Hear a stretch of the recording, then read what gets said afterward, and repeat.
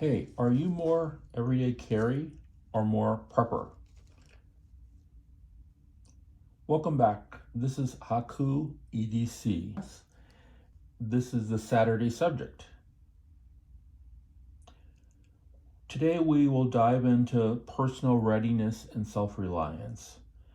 I'm your host, the Haku Dude, and today we are exploring two terms that often get tossed around in the preparedness community, but are fundamentally different: everyday carry and prepping. Both concepts revolve around being prepared, but they serve distinct purposes. If you ever wonder what sets these two approaches apart, well, stay tuned. We're about to break it all down for you. Now, before we dive in, let's lay out what these terms mean. EDC, or everyday carry, and prepping, while they both involve a sense of readiness, actually operate on different scales. One is about handling your daily life, and the other is about planning for large-scale disruptions. But let's break it down even more so. Everyday carry, what is it? Let's start off with this everyday carry concept. This concept is about items that you carry with you day in and day out to make your life much more manageable. So some of these items might be a knife, a multi-tool, pen, flashlight, paper. What I also have in here is a little toolkit, something to make fire with, and some Blistex as an example. I also have like a small little boo-boo kit in here also. So it is supposed to be manageable that you're ready to face minor inconveniences or emergencies. Think of an EDC has a basic toolkit that helps you stay functional in your day-to-day life. The key here is portability and usefulness. Carry what you need and use what you carry. So this all is portable, and so it typically would be able to fit everything inside of this particular pouch and carry it with me.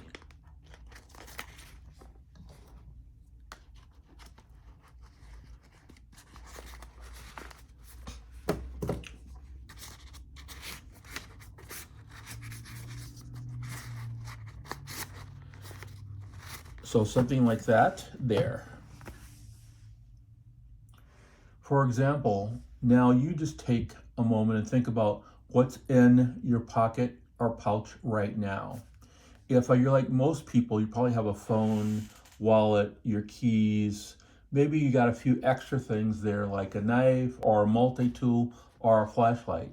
If you're someone who's especially conscious of being prepared, you might even carry a pen, a lighter, basic first aid kit like I did. The goal here is really to make these items an everyday carry. They're compact, they're easy to carry. I can carry this in my pocket or in a pouch, and it makes your life a little easier when there's a surprise, whether that's opening a package, jotting down a quick note, fixing something on the go, or providing basic self-defense. Your EDC gear is there for like you when like you just need it most. Why is EDC so important? Well, the idea is that with the right gear, you're not constantly dependent upon external resources for small tasks. There are times when you just need like a pair of pliers just to turn a bolt or to open something up. You got there with your EDC. You can handle other things that come your way. The beauty of EDC is that it's very personalized. It reflects your lifestyle, your daily needs, where you live. For instance, someone who lives in a big city like I do might carry items that are different than someone who lives in a much more rural community or in a suburban community or just out in the middle of nowhere. You will carry different things that fit your needs. I should note that EDC is also not about carrying a whole bunch of ton of stuff. For instance, I typically do not carry a knife. So that's one thing I don't carry because my multi-tools that I carry all have knives with them. That's one thing that an EDC is more practical about. It is supposed to be small, lightweight, and not bother you from doing other items. The goal here is to find that balance between you have everything that you need without it feeling like a chore to carry. It's heavy, like it's stopping you from interacting with people. Prepping is much more of a big picture part of this. Now let's talk more about prepping. Where EDC is focused on immediate and everyday needs, prepping is much more focused on long-term, broad spectrum approach to preparedness. Prepping is essentially about planning for the worst case scenarios, whether it's a natural disaster, a pandemic, an economic collapse, or even a total societal breakdown. If you've ever seen prepping portrayed in like media, you might think it's all about stockpiling cans of food in an underground bunker. While some preppers do focus on that level of preparation, it's much more diverse than that. Nowadays, it's about developing a sustainability plan to survive when like the systems that we rely on sort of break down. Like there's no electricity, there's no grocery stores, or there's no government.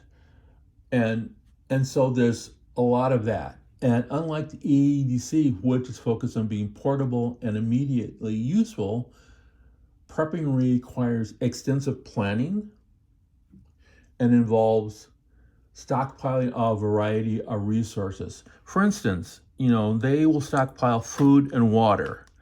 And so you would get freeze-dried food, you might get canned food, but they always have water and they always have filters for dealing with their particular water issues. They also will look at medical supplies. While someone who does an EDC will have like a small little medical kit that may fit in a pouch like this, someone who is prepping would have a medical kit that's probably the size of half this particular table here.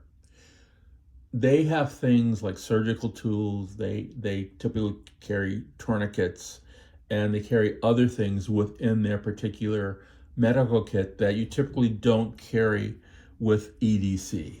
While there is some self-defense planning with EDC, and there's a lot of people who do carry things as part of their everyday carry that is self-defense in mind, preppers tend to be much more prepared with that, with a wider variety of things that they use. They use both weapons like firearms, they may use traps inside their land, they may use other well-defined self-defense techniques that typically someone who is just carrying a pouch will not have at their shelter. And power is one of those worst case scenarios that preppers might prepare for. Nowadays, preppers have solar panels, they have wind generation on their land. My wife and I were in Albania, in the middle of nowhere, and we saw a guy who was on a farm who actually hooked up a little generator system that ran through a river that ran through his land so that he could get power. He got that power for his lights. He had a washing machine that came in on like horses and mules. And so he has full electricity because he has solar power and he has a generator and he has both a little small dam on his land that helps generate electricity. So he is ready for a lot of different things. The other thing that preppers might do is that they may have a bug out place, someplace that they will go to, some secondary location. That location would probably be a little bit more remote and it may have things like more food, more shelter. Preppers might have something like this emergency blanket that you would cover up but they would also have a place where there's a full bedding setup if they needed to go there. We all carry cell phones with us, and so do preppers and EDC both. The one thing that preppers do that some EDC people don't do is that preppers have other forms of communication. Ham radios are still really big. Walkie-talkies are still really big and very usable objects. That is something that many preppers do use and find to be really important, just beyond the general AM, FM radios. Let's sort of begin to compare prepping and EDC. But before we do that, I've got a question here. I've had a Leatherman signal for a number of years. I know a few people who are preppers. I know a lot of people who do wilderness trip leading. I did that many years in the 60s, 70s, and 80s, mostly the 70s and 80s. And I know people that do that today. I don't know anyone who is either a prepper or anyone who leads wilderness trips who actually uses a Leatherman signal. I know people have them, a lot of people use them, but not people who are in what I would call more leadership positions. I've had this for a number of years. I don't think that I've taken it out more than a couple times to go camping. I typically will take out like my Swiss Army knife farmer or ranger before I would take this out. But just your question is Leatherman signal a good sort of prepping or EDC device? Put your answer in like the comments below. I would love to hear it, and I'm really sincere about that. So now let's get back to comparing the two, the EDC and prepping. And you obviously can see the difference right away. One big difference is the scale. Preppers, like what you see here, this would be literally less than 1% of what a prepper would normally use. Whether it'd be a knife, a multi-tool, compass, whatever, 1% of what they would use. If you look here, this is probably 100% of what most people in EDC would have and use. So that scale is pretty big and pretty major, and it does make a difference. So that scale is one where preppers are clearly looking for larger, more long-term disruptions, whereas people with EDC might be looking for a disruption that may last maybe a couple of minutes to a day. Preppers are looking for a day to years. And so their scale of what they look at versus the EDC people look at is really different. And that focus is really a mindset. The mindsets are slightly different, but there's obviously a lot of overlap there. And once again, the EDC is about convenience and efficiency. It is designed to make your normal day run smoother and help you handle minor unexpected events. Prepping, on the other hand, is about resilience and to manage days that are not normal and that you don't expect it to be normal for a while. So because of that, preppers tend to do different kinds of training. They look at different sorts of scenarios about what they need to do. They tend to be a lot more organized around what each member of the family is going to be doing or not going to be doing. Whereas with EDC, it's still more individualized than around the family. Some people will say, I've got this EDC kit so that I can help my family. But there's not really a good sense about, well, these are my 4 family members. They each have an EDC kit, and so they're all prepared to help each other out. As with preppers, they do tend to think more about that, more about those things, short term and long term.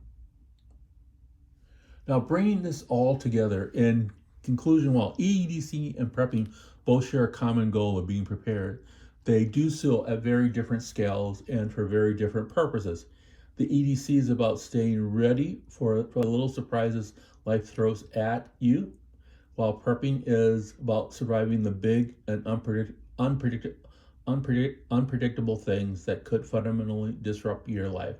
Both approaches have their place. Many people practice elements of both. You might carry an EDC gear for like your day to day, but you also might have some prepping stuff inside your house. You may have some freeze-dried food, you may have some extra toilet paper, you may have solar panels on the side of your home. All those things are preppers for larger emergencies. Or the question is that I have, are you more an EDC person or are you more a prepper? Comments below if you like what you've heard so far, subscribe. Now, that's all for today's episode. If you like this, as I stated earlier, please leave a like and subscribe. It helps the channel really grow. I do read all the comments, especially the ones that are down there for the first week or so after each episode. Once again, I want to thank you for tuning in to Haku EDC's Saturday subject. Are you a EDC person or are you a prepper?